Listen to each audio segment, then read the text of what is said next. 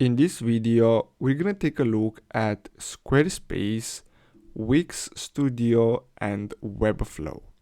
So all these three platforms will allow you to create a website without coding, but which one is better?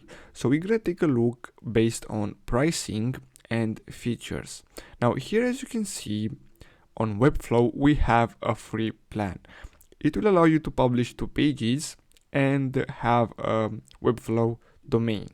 So if you just want to learn and see how things works, you could use Webflow, but it's more complicated than the other tools because you can also code in here, you can customize it more, so you need a little bit of experience.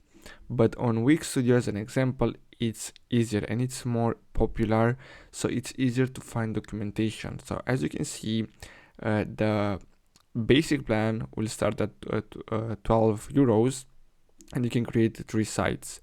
And on Squarespace here we have, if we go monthly, 15 euros. But this one, the thing about this is that they don't offer you a custom domain, which Wix will give you. So it's worth the price if you want to get a domain without having to spend more money.